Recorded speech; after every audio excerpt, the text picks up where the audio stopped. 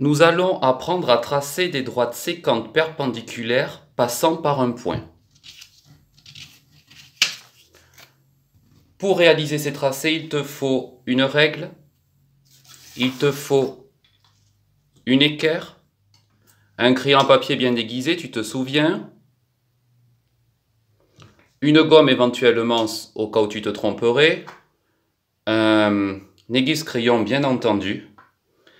Nous allons d'abord prendre l'équerre et le crayon à papier. Moi, je vais remplacer le crayon à papier par un stylo noir. Comme ça, tu pourras mieux le voir à la caméra. Mais toi, tu dois tracer au crayon à papier. Pour ce faire, je place le petit côté de l'équerre sur la droite. Comme ceci. Et je regarde bien, je balaye bien avec mon œil pour voir si je vois la même chose partout. Et sur le grand côté, eh bien, doit passer le point. C'est-à-dire que le point, l'intersection réelle du point, ici, doit passer par l'autre côté. Et je trace. Et je prends l'autre point qui est ici, je fais la même chose. Je place bien mon équerre comme il faut, avec les deux mains, sans rien d'autre dans les mains. Et je vérifie qu'il passe par l'autre côté, comme ceci. Et je trace.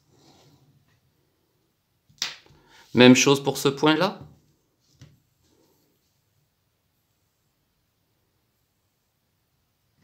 Et je trace.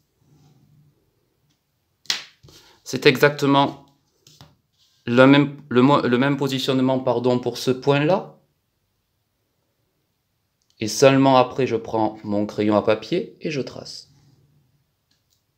Même chose pour l'autre côté.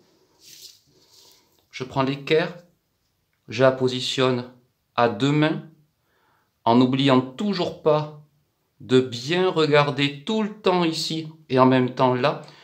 Donc tu ne peux pas avoir deux choses dans les mains en même temps, ce n'est pas possible. Et je trace. Pareil ici, toujours à deux mains. Et je trace. Une fois que j'ai réalisé tous ces tracés, il faut qu'ils puissent donc continuer de façon à bien marquer l'angle droit. Donc je prends la règle et je la positionne pour faire ce que l'on appelle une reprise de droite. Toujours à deux mains. Et je trace. Toujours à deux mains. Puis ensuite je prends mon crayon à papier, je trace. Toujours à deux mains. Et je trace. Toujours à deux mains. Et comme je l'avais expliqué dans une autre vidéo, je trace du connu de ce que j'ai déjà tracé vers ce que je n'ai pas encore tracé. Même procédé, toujours à deux mains.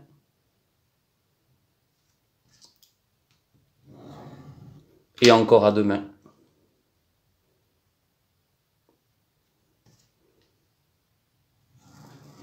Voici des droites maintenant qui passent par un point précis extérieur à la première droite. Et je marque les angles droits.